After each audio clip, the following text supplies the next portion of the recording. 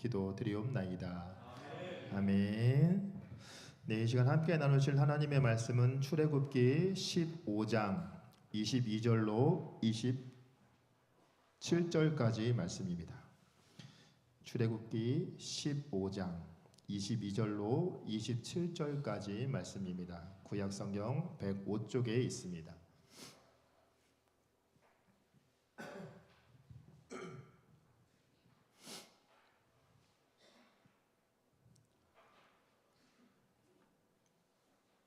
다 찾으셨으면 몇 절 안 되는 말씀이고 우리 함께 합독하도록 하겠습니다. 함께 22절부터 27절까지 함께 읽겠습니다.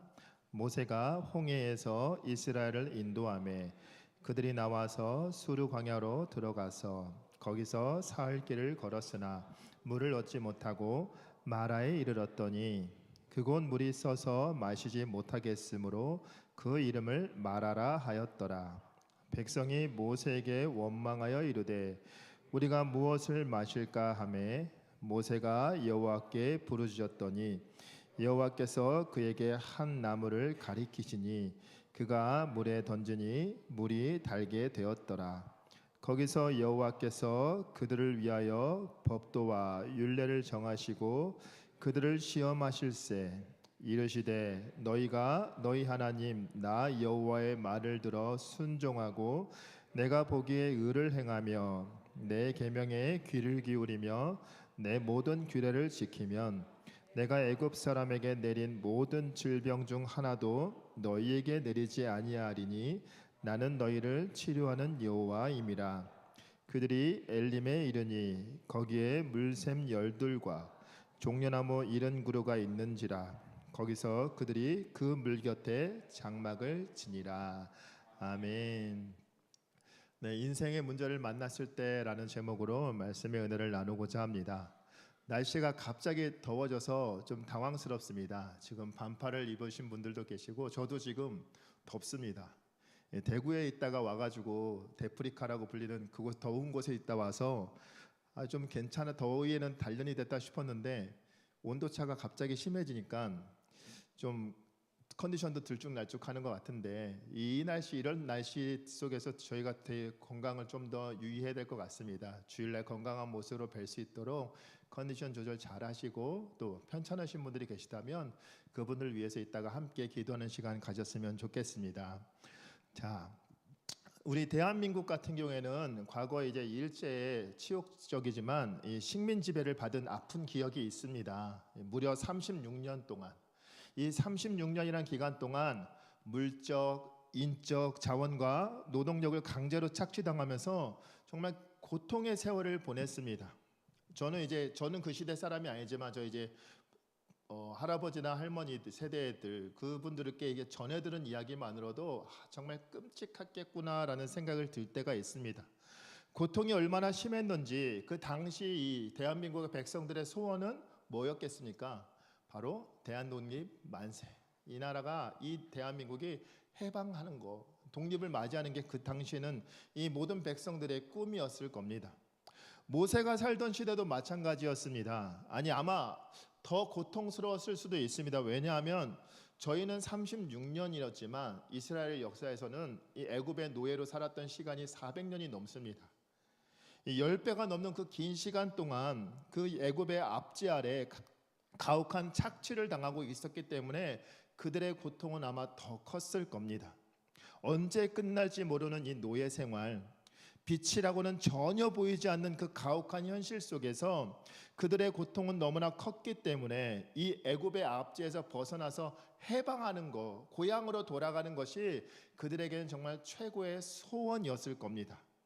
하나님은 이스라엘 백성들의 고통과 부르짖음을 외면하지 않으셨고 이제 모세를 사용하여서 그들을 애굽에서 꺼내 주시려고 합니다. 하나님의 은혜로 출애굽하면서 이스라엘 백성들은 이제 애굽 땅을 벗어나니까 이제 고생 끝, 행복 시작이라고 생각했을 겁니다. 그런데 어떻게 됐나요? 행복이 시작되었던가요? 그렇지 않습니다. 안타깝게도 애굽을 벗어나자마자 그들은 큰 시련을 맞이하게 됩니다. 그 시련이 뭐였을까요? 바로 홍해입니다. 앞에는 홍해가 가로막고 있고 뒤에서는 애굽왕 바로의 군대가 지금 쫓아오고 있습니다. 그들을 지금 당장이라도 죽일 듯이 지금 뒤쫓아오고 있는데 오도 가도 못하는 상황에서 지금 죽음의 위기가 다가오자 이스라엘 백성들의 어떻게 반응했습니까? 하나님께 원망과 불평을 쏟아냅니다. 그런데 그때 모세가 아주 멋진 고백을 합니다. 출애굽기 14장 13절과 14절 말씀 함께 읽어보도록 하겠습니다. 모세가 백성에게 이르되 너희는 두려워하지 말고 가만히 서서 여호와께서 오늘 너희를 위하여 행하시는 구원을 보라. 너희가 오늘 본 애굽 사람을 영원히 다시 보지 아니하리라. 여호와께서 너희를 위하여 싸우시리니 너희는 가만히 있을지니라. 아멘. 모세가 지금 말한 대로 하나님께서 기적을 베풀어 주셔서 홍해를 갈라서 많은 땅이 되게 하시고 그 가운데로 이스라엘 백성들이 건너가게 하십니다. 무려 장정만 60만 명. 성서학자들에 의하면은 남녀노소 다 합하면은 아마 200에서 300만의 인원이었을 거다라고 말합니다. 그 수많은 인원이 홍해를 무사히 건너는 놀라운 기적을 허락해 주십니다. 좌우에 벽같이 이 물이 물로 벽을 바라보면서 홍해를 건너면서 이스라엘 백성들은 우리를 애굽에서 꺼내주신 하나님이 정말 전능하신 분이시구나. 이 홍해를 가르시는 분이시구나. 정말 우리 하나님, 우리가 믿는 하나님 정말 대단하시다라며 감탄하면서 하나님께 영광을 돌렸습니다. 이후에 애굽의 병사들 어떻게 했습니까? 이스라엘 백성들을 쫓아옵니다. 그런데 하나님께서 한순간에 그 애굽의 군대를 덮어버리십니다. 거의 모든 군사가 그 홍해에 수장되게 됩니다. 조금 전까지 이 홍해라는 거대한 문제 앞에서 하나님 앞에 원망과 불평을 쏟아내던 이스라엘 백성들, 그들은 지금 하나님께서 행하신 놀라운 기적을 바라보며 아마 멋쩍었을 겁니다. 한편으로는 너무 감사했지만 한편으로는 뭔가 찜찜했을 겁니다. 그런데 홍해를 건너고 정말 감격과 기쁨에 취해 있을 그들에게 그 기쁨이 채 가시기도 전에 또 다른 문제가 찾아옵니다. 바로 오늘 본문에 나오는 문제인데요. 자, 22절과 23절 말씀 함께 읽어보도록 하겠습니다. 모세가 홍해에서 이스라엘을 인도하매 그들이 나와서 수르 광야로 들어가서 거기서 사흘 길을 걸었으나 물을 얻지 못하고 마라에 이르렀더니 그곳 물이 써서 마시지 못하겠으므로 그 이름을 마라라 하였더라. 아멘. 홍해라는 정말 엄청난 문제, 정말 해결 도저히 불가능했던 문제가 해결됐으니까 이제는 고생 끝, 이제 행복 시작되겠지 했는데 얼마 안 지나서 찾아온 두 번째 문제는 마실 물이 없다라는 거였습니다. 사흘 동안 물을 먹지 못했다라고 말하는데 경험해 보셨나요? 사흘 동안 혹시 금식을 사흘 동안 물도 안 드셔보신 분 계신지 모르겠는데 저는 못합니다. 금식 하루가 최고라서 그 이상은 저는 못하겠더라고요. 제가 이성의 끈을 놓아버리기 때문에. 그런데 이스라엘 백성 3일 동안 물을 못 마셨으니 사람이 물 없이 살 수 있는 그 한계치에 지금 도달하게 된 겁니다. 얼마나 목이 말랐을까요?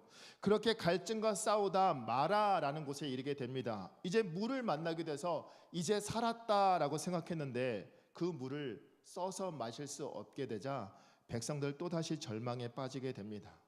마실 물이 이제 없다라는 것은 죽음과 직결된 문제입니다. 출애굽만 하면 이제 고생 끝 행복 시작이라고 생각했는데 웬 홍해가 나타나질 않나. 이제 홍해 건넜으니까 이제 진짜 고생 끝이다라고 생각했는데 또다시 죽음의 고통이 그들 앞에 나타나고 만 것입니다. 사랑하는 성도님들, 여기서 우리가 한 가지 명심해야 될 것이 있습니다. 그건 뭐냐면 우리는 예수를 구주로 영접함으로 말미암아 구원의 은혜를 누리고 있는 줄 믿습니다. 아멘. 반만 누리고 계신 건 아니죠. 우리 모두 여기 계신 분들 예수 믿기 때문에 이곳에 나오신 거 아니겠습니까? 예수를 믿는 자들은 구원의 은혜를 누리고 있는 줄 믿습니다. 그런데 문제는 우리가 예수를 믿음으로 말미암아 구원을 받았지만 그것으로 인해서 우리가 인생의 고난이 안 찾아온다라고 생각한다면 그건 큰 착각이라는 겁니다. 간혹 예수 믿으면 모든 일이 만사 형통하겠네라고 생각하는 사람들이 계십니다. 제가 예전에 전도사 시절 때 한번 깜짝 놀란 일이 있습니다. 저희 같이 사역하는 나이가 있으신 지긋하신 여전사님이었는데 전도에 되게 열심히신 분, 열심히 사역했던 분은 맞습니다. 그런데 어느 날 제가 이제 유초동부를 담당하고 있는데 토요일 날 이제 애들 데리고 와가지고 교회에서 막 먹고 마시고 놀고 있는데 새로운 친구 여자 한 명이 왔습니다. 친구라고 데리고 왔는데 그 아이에게 여전사님이 이렇게 말하는 거였습니다. 교회 나오면 집이 잘 돼. 얘 그 아이의 아버지가 국회의원이셨거든요. 이 아이는 교회 나오고 나서 아빠 국회의원 됐지, 집이 잘 살고 언니도 지금 좋은 고등학교 가고 모든 게 잘 풀려라고 말을 하더라고요. 동의하시나요? 그런데 그 말을 듣고 있는 그 아이의 표정이 갑자기 잿빛이 되었습니다. 그래서 나중에 물어봤죠. 제가 전사님 보고 그 표정을 보고 이건 아니다 싶어서 전사님 잠시만요, 제가 잘 할게요 라고 했는데 나중에 알고 보니까 이 아이는 결손 가정의 아이였습니다. 그러니까 이 아이의 입장에서 이 말이 너무 힘들었던 거예요. 아빠가 없는 아이가 그 말을 들었을 때 얼마나 상처가 됐겠습니까? 교회 나오면은 만사가 형통하던가요? 오늘 인생의 문제를 만났을 때인데 오늘 문제가 있어서 나오신 분들이 대부분 아닙니까? 저는 그렇게 따지면 저는 예수를 안 믿는 거나 마찬가지입니다. 저희 어머님이 신앙생활을 먼저 시작하고 그 이후로 저희 집은 계속해서 안 좋아졌습니다. 구원받지 못한 백성이라서 그럴까요? 아니요, 그렇지 않습니다. 제가 신대원 들어가면 인생이 필 줄 알았는데 전혀 그렇지 않습니다. 그런 논리로 기복주의로 해석하게 되면 우리는 언제든지 시험 들어서 나가 떨어질 수 있습니다. 예수를 믿음으로 말미암아 우리는 구원의 은혜라는 값주고 돈으로 못 사는 엄청난 은혜를 혜택을 우린 누린 자들입니다. 그것만으로 충분하지 않습니까? 좀 더 있었으면 좋겠어요 라고 생각하실 수가 있는데 이것과는 비교할 수 없는 은혜를 우리는 이미 누리고 있는 줄 믿습니다. 그런데 바람이라면 예수 믿고 나서 우리 생활도 우리 모든 문제도 해결해 주시면 좋으련만 하는 생각이 있습니다. 아마 그 전사님도 그런 뜻으로 말씀하셨을 거라 생각합니다. 그런데 이거는 하나님에 대한 신앙에 대한 건강한 이해는 아니라는 생각이 듭니다. 왜? 구원받은 백성도 이스라엘 이 백성들처럼 출애굽했는데 불구하고 어떻게 됩니까? 홍해라는 문제를 만나게 되고요. 또 물이 없다는 문제를 만나게 됩니다. 그런데 여기서 끝이 아니라는 것을 우리는 성경을 통해 이미 익히 알고 있지 않습니까? 인생이라는 그 긴 여정 속에서 우리는 수없이 많은 문제를 우리는 맞닥뜨리게 된다라는 겁니다. 여러 모양의 문제들만큼 그 여러 모양으로 사람들로 반응을 하게 됩니다. 오늘 본문에 나오는 이스라엘 백성들을 한번 살펴보십시오. 그들은 감격 속에 출애굽의 은혜를 경험하였고 또 홍해를 건너는 기적도 경험했습니다. 야, 하나님 정말 대단하신 분이시다라는 것을 두 눈으로 확인을 했던 자들입니다. 그런데 마실 물이 없다라는 문제가 들어오자 출애굽의 은혜, 홍해의 기적과 감격은 이미 옛날 과거의 사건으로 잊어버리고 지금 또다시 본색을 드러내기 시작합니다. 구원받은 백성으로서 하나님과 함께하는 인생길에서 우리는 문제라는 장애물을 만날 때가 있습니다. 그 문제라는 장애물이 우리 삶에 끼어들었을 때 우리가 어떻게 반응하느냐, 그 반응이 바로 우리의 신앙의 민낯이라는 것을 우리는 확인할 수 있습니다. 이스라엘은 지금 하나님과 자신들 사이에 물이 없다라는 문제가 들어오자 원망으로 지금 반응하고 있습니다. 문제가 생기면 원망하는 반응은 오늘 본문의 이 한 번으로 끝나지 않습니다. 광야 40년의 이 기간 동안 계속해서 반복되는 것이 이스라엘의 이 불평하는 모습입니다. 이스라엘을 애굽에서 건져내 주신 하나님은 이스라엘 백성들에게 기대하는 바가 있었습니다.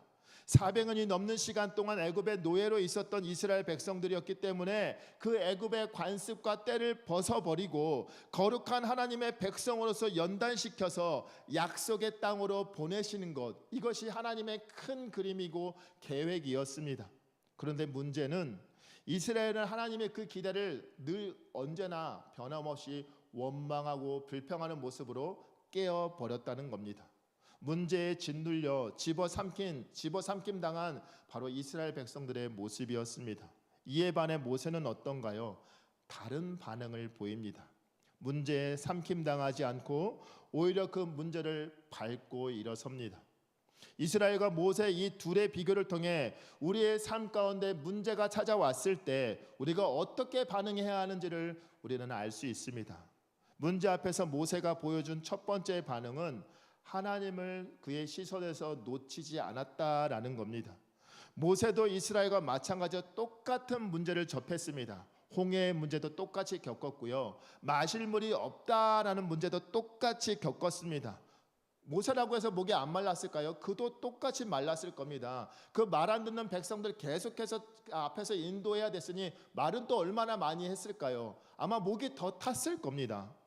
그런데 똑같은 물이 없다라는 문제를 만났는데 이스라엘 백성들과 모세가 보이는 반응은 완전히 다릅니다. 오늘 24절 말씀 우리 함께 읽어보도록 하겠습니다. 백성이 모세에게 원망하여 이르되 우리가 무엇을 마실까 하매. 백성은 어떻게 반응합니까? 모세에게 원망합니다. 우리 마실 물이 없어요. 우리 목이 말라서 죽겠어요 라고 지금 말하면서 모세를 바라보고 있습니다.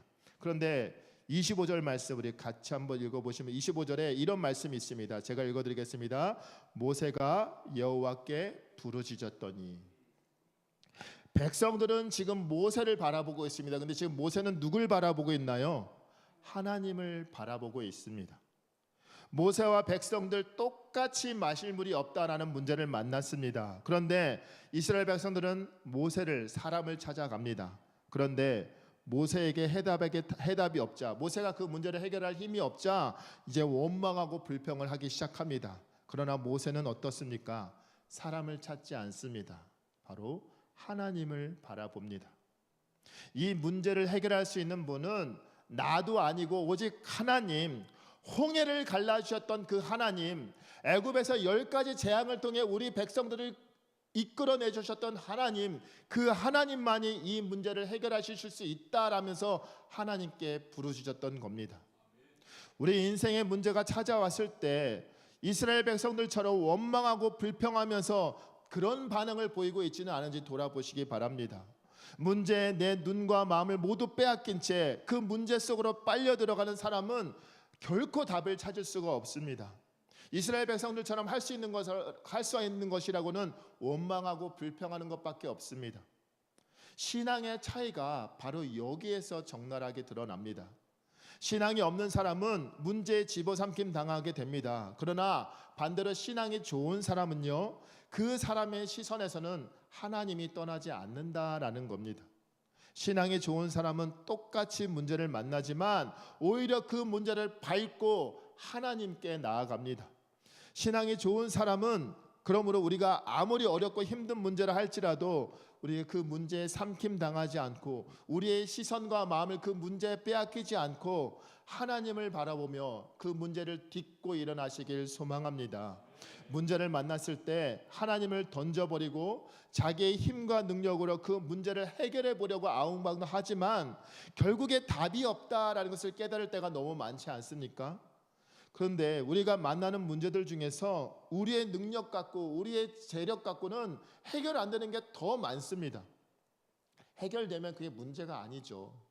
그런데 막상 여기서 멈춘 채 하나님께 나아가지 못하는 것이 진짜 큰 문제입니다. 한번 여쭤보겠습니다. 하나님이 전능하신 분이라는 것을 믿으십니까? 전능하신 하나님이 나의 문제도 해결해 주실 거라 믿으십니까? 그럼 가셔도 됩니다. 우리는 이 질문에 아멘 라고 대답을 잘 합니다. 그런데 막상 어떻던가요? 문제가 터지면 조금 전에 대답은 온데간데 없이 사라지지 않습니까? 목사인 저도 마찬가지입니다. 그 문제에 내 눈과 마음을 빼앗긴 채 그 문제에 삼킴 당하는 경우가 대부분인 것 같습니다. 사랑하는 성도님들, 인생의 문제를 만났을 때 그 문제에 내 눈과 마음을 빼앗기지 마시고 하나님께 시선을 고정한 채 그 하나님과 함께 그 문제를 만나시길 소망합니다. 모세는 문제를 만났을 때 사람을 바라보지 않고 하나님을 바라보았습니다. 이스라엘이 앞에는 홍해, 뒤에는 애굽 군대가 쫓아왔을 때 이스라엘 백성들은 똑같이 원망하고 불평했습니다. 우리를 여기서 죽게 만들려고 그 고생하면서 여기까지 끌고 왔느냐라고 원망했습니다. 그러나 모세는 달랐습니다. 출애굽기 14장 13절 14절 아까 고백했던 것처럼 두려워하지 마라. 여호와께서 오늘 너희를 위하여 구원의 은혜를 베풀어 주실 것이다. 봐라, 똑똑히 봐라. 너희가 지금 두려워하는 저 애굽의 군대들 이젠 다시 못 보게 될 것이다. 하나님이 어떻게 싸우시는지 똑똑히 지켜봐라 라고 믿음의 고백을 했습니다. 성도님들, 모세가 이 고백을 언제 했나요? 이 타이밍이 중요합니다. 시간이. 모세가 이 말을 홍해가 갈라지기 전에 했나요? 아니면 갈라지고 나서 했나요? 갈라지기 전이죠. 갈라지기 전입니다. 그런 기적이 일어날 거라는 모세도 몰랐습니다. 아직 하나님이 역사하시지도 않았는데, 홍해가 갈라지지도 않았는데 모세는 홍해와 애굽 군대라는 똑같이 죽음이라는 위기 속에서 엄청나게 인생의 큰 문제 앞에서 그는 이스라엘 백성들아 두려워 마라. 여호와 하나님께서 너희를 위하여 행하시는 그 구원의 은혜를 너희가 똑똑히 지켜봐라. 여호와께서 우리를 싸우실 거니까 너희는 그저 가만히 지켜보기만 하면 된다라고 말하고 있습니다. 모세가 어떻게 이런 말을 할 수 있었을까요? 깡이 좋아서? 담대해서? 아니요, 모세는 하나님을 신뢰했기 때문입니다. 이스라엘을 출애굽하게 해주셨던 그 하나님이 이 문제 또한 해결해 주실 거다라는 확신이 있었기 때문에 홍해가 갈라지기 전에 그와 같은 고백을 할 수 있었던 것입니다. 그리고 하나님께 부르짖습니다. 그러자 어떻게 됐습니까? 하나님께서 놀라운 기적을 허락해 주사 홍해를 갈라 주셨습니다. 이스라엘과 똑같이 죽음을 앞에 둔 극한의 상황이었지만 모세는 끝까지 하나님을 향한 시선을 떼지 않았습니다. 그의 시선이 죽음이라는 문제는 충분히 사로잡힐 만한 상황이었음에도 불구하고 그는 그 죽음 앞에 시선을 빼앗기지 않고 끝까지 하나님을 바라보았습니다. 이것이 바로 진짜 신앙이요 진짜 믿음인 것입니다.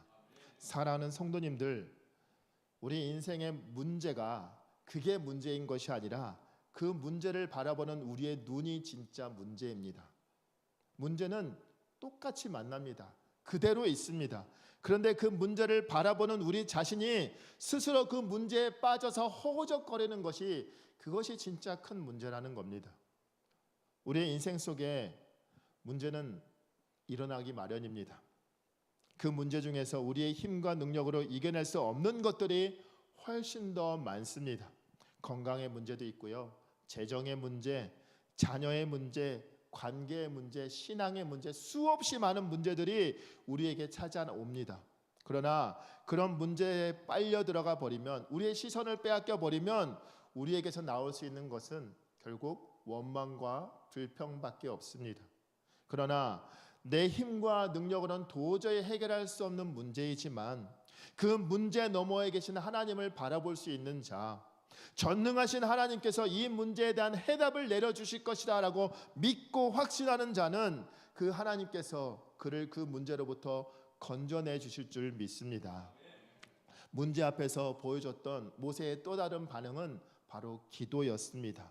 25절에 그가 말합니다. 모세가 여호와께 부르짖었더니, 여호와께 부르짖었다라는 것은 하나님께 기도했다라는 겁니다. 모세와 이스라엘 백성들 마실 물이 없다라는 똑같은 문제를 만났는데 이스라엘 백성들은 원망을 쏟아붓고 있고요. 모세는 지금 어떻게 하고 있다고요? 하나님께 기도하고 있습니다. 이 둘이 왜 이렇게 다른 반응을 보이냐면 그게 바로 이들의 신앙의 차이라는 겁니다. 인생에 문제가 생겼을 때 원망하고 불평하는 것은 어찌 보면 자연스러운 상황입니다. 누구나 그렇게 반응합니다. 그러나 함께 하시는 하나님, 전능하신 하나님을 믿는다면 우리의 반응은 원망과 불평이 아니라 기도가 나와야 된다라는 겁니다. 만약 문제 앞에서 계속해서 내 입술이 원망과 불평을 쏟아내고 있다면 우리는 어쩌면 하나님은 내 이 문제를 해결해 주실 수 없는 무능한 분, 약해 빠진 분, 우리는 이렇게 생각하는 것과 마찬가지라는 겁니다. 만약 우리가 하나님을 무능력한 분, 약해 빠진 분이라고 여기는 신앙이라면 우리가 아무리 이 시간에 교회에 앉아 있어도 말짱 다 도루묵이라는 겁니다. 우리의 삶은 절대로 바뀌지 않을 겁니다. 사랑하는 성도님들, 하나님은 결코 무능한 분이 아니십니다. 하나님은 결코 약해 빠진 분이 아니십니다. 그분은 천지를 지으시고 모든 우주 만물을 다스리시는 창조주 하나님, 전능하신 하나님 아버지라는 사실을 기억하시길 소망합니다. 홍해를 누가 가르셨습니까? 하나님께서 가르치지 않았습니까? 하나님의 전능하신 은혜 덕분이었습니다. 그러므로 우리 인생에 아무리 큰 문제가 다가온다 할지라도 하나님의 전능하심을 믿고 부르짖는 자, 기도하는 자에게 하나님께서 은혜를 베풀어 주실 줄 믿습니다. 이스라엘 백성들처럼 문제에 떠밀려서 원망과 불평의 방으로 들어가게 되면 결국 우리가 만들어낼 수 있는 것은 원망과 불평밖에 없습니다. 그러나 우리가 기도의 방으로 들어가게 되면 그 고난을 허락하신 하나님의 뜻과 계획을 깨닫게 될 줄 믿습니다. 하나님은 결코 우리가 원망과 불평의 방으로 들어가길 원하시지 않습니다. 하나님은 우리가 문제 앞에서 기도의 자리를 굳건히 지키며 끝까지 하나님을 놓치지 않기를 바라고 계십니다. 그러므로 문제가 찾아왔을 때 원망과 불평을 쏟아내는 것이 아니라 기도하시길 소망합니다. 그래서 이 자리에 나오신 줄 믿습니다. 문제가 우리의 인생에 들이닥쳤을 때 원망과 불평을 쏟아낸다면 우리는 하나님을 믿지 않는 백성들과 별반 다를 것이 없는 것과 마찬가지입니다. 그러나 문제가 닥쳤을 때 우리 입에서 터져 나오는 것이 기도라면 우리는 진짜 신앙인이다라고 말할 수 있을 겁니다. 저와 여러분 모두가 인생의 문제 앞에서 불평과 원망 대신에 기도를 토해내는 믿음의 성도님들 되시길 소망합니다. 문제 앞에서 보여줬던 모세의 세 번째 또 다른 반응은 바로 순종입니다. 우리 25절 말씀 같이 한번 읽어보겠습니다. 모세가 여호와께서 부르짖었더니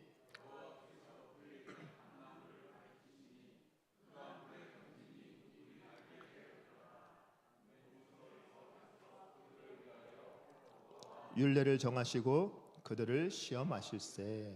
아멘. 모세가 하나님께 기도했습니다. 그러자 하나님께서 모세에게 한 나무를 가리키십니다. 이에 모세가 하나님이 가리키신 그 나무를 향해 가리키신 그 나무를 물에 던집니다. 그러자 어떻게 됐습니까? 쓴물이 단물로 바뀌는 역사가 일어납니다. 물에 던진 그 나무의 특별한 효능 때문에 쓴물이 단물로 변한 것이 아닙니다. 하나님 말씀에 모세가 순종했기 때문에 기적이 일어난 것입니다. 만약에 저 나무를 물에 던지라라고 했을 때 저 나무 던진다고 뭐가 달라지나요? 라고 반문했으면 이런 기적을 경험하지 못했을 겁니다. 모세가 그 하나님 말씀에 순종하여서 그렇게 순종하였을 때 하나님이 기적과 기적 같은 역사를 일으켜서 그 쓴물을 단물로 바꿔주셨다는 겁니다. 이어서 하나님은 마라의 쓴물이 단물로 바꿔주신 것이 어떤 목적을 가지고 있는지 25절과 26절에 이렇게 말씀하십니다. 우리 같이 한번 읽어보도록 하겠습니다. 화면에 나오는 말씀 같이 읽겠습니다. 거기서 여호와께서 그들을 위하여 법도와 율례를 정하시고 그들을 시험하실세. 이르시되 너희가 너희 하나님 나 여호와의 말을 들어 순종하고 내가 보기에 의를 행하며 내 계명에 귀를 기울이며 내 모든 규례를 지키면 내가 애굽 사람에게 내린 모든 질병 중 하나라도 너희에게 내리지 아니하리니 나는 너희를 치료하는 여호와임이라. 아멘. 하나님께서 이스라엘 백성들이 하나님의 말씀을 순종하는지 안 하는지 시험할 것이다. 그리고 나는 너희를 치료하는 여호와 하나님이다라고 말씀하고 있습니다. 이것은 애굽 사람에게 임했던 이 10가지 재앙으로부터 이스라엘 백성들이 전혀 해를 받지 않았던 것처럼 이스라엘 백성들이 하나님 말씀에 순종하면 하나님께서 그들의 치료자로서 그들을 돌보시고 그들을 지켜줄 것이다 라는 약속의 말씀입니다. 이 약속의 말씀을 주신 후에 하나님은 이스라엘 백성들에게 휴식과 회복의 장소로 인도해 주십니다. 우리 27절 말씀 함께 읽어보도록 하겠습니다. 그들이 엘림에 이르니 거기에 물샘 12과 종려나무 70그루가 있는지라 거기서 그들이 그 물 곁에 장막을 치니라. 아멘. 엘림의 정확한 위치에 대해서는 성경에 나와 있지 않습니다. 그러나 그리 멀지 않은 곳에 엘림이 있었다라는 것은 추측해 볼 수 있습니다. 즉 마라로부터 멀지 않은 곳에 엘림이라는 풍족한 물이 있는 곳이 있었다라는 겁니다. 그러므로 이스라엘 백성들이 하나님을 온전히 신뢰했다면 조금만 더 가면은 엘림을 만날 수 있기 때문에 불평하지 않아도 됐을 겁니다. 그러나 그들은 하나님을 온전히 신뢰하지 않았기 때문에 하나님을 찾지 않다가 결국에 문제 앞에서 스스로 무너져 버렸던 겁니다. 이를 통해 하나님은 너희를 애굽에서 구원해 주시고 홍해를 건너게 해 주신 나 여호와가 너에게 약속하지 않았느냐? 내가 너희를 무탈하게 약속의 땅으로 인도해 줄 것이다. 그러니 너희는 마라의 쓴물과 같은 문제, 홍해와 같은 문제를 만난다 할지라도 너희 이번처럼 계속해서 불평하거나 원망하지 말아라. 나 여호와를 너희가 좀 신뢰해라 라고 지금 말씀하고 계신 겁니다. 사랑하는 성도님들, 의인은 순종할 것을 찾지만 악인은 불평할 것을 찾는다라는 이 말처럼 똑같이 마실 물이 없다라는 이 문제 앞에서 모세는 순종하였지만 이스라엘 백성들은 불평했습니다. 여기 계신 모든 성도님들은 원망과 불평이 아닌 하나님을 신뢰하고 하나님께 순종하는 백성들 되시길 소망합니다. 사람이 불평할 거리가 많아서 불평하는 것이 아닙니다. 마음이 불평으로 가득 차 있으면 무엇을 주더라도 불평만 할 수밖에 없습니다. 10개 중에 예를 들어서 10개 중에 9개가 좋은 것이고 1개만 안 좋은 것이라도 할지라도 불평하는 사람은 어떻게 반응할까요? 그 1개 때문에 불평을 하게 됩니다.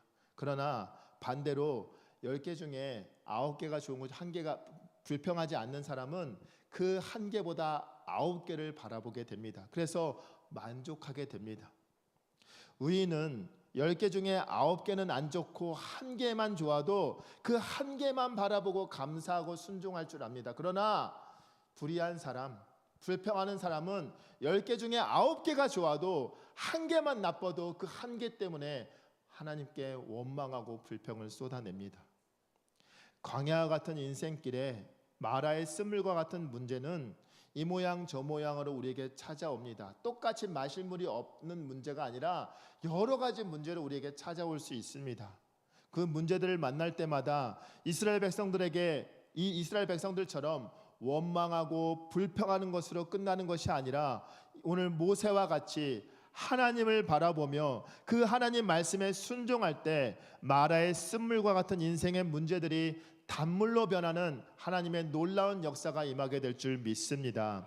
아무리 힘들고 아무리 어려운 문제를 할지라도 전능하신 하나님에 비하면 아무것도 아니다라는 사실을 기억하시길 소망합니다. 또한 우리가 만나는 모든 문제는 나 혼자 외롭게 쓸쓸하게 만나는 것이 아니라 우리 하나님 임마누엘 하나님께서 나와 함께 그 문제를 만나고 있다라는 사실을 기억하시길 소망합니다. 인생의 여정 속에서 만나는 그 모든 문제들 가운데 전능하신 하나님, 나와 함께 하시는 하나님, 나의 모든 상처들을 치료해 주시는 여호와 하나님을 바라보면서 원망과 불평 대신 말씀과 기도로 그 하나님의 손을 붙잡고 그 모든 어려움들을 넉넉히 이겨내는 그 문제 앞에서 불평하고 원망하고 스스로 주저하는 것이 아니라 오히려 그 문제를 딛고 일어나서 하나님 앞에 더욱더 나아갈 수 있는 믿음의 성도님들 되시길 소망합니다.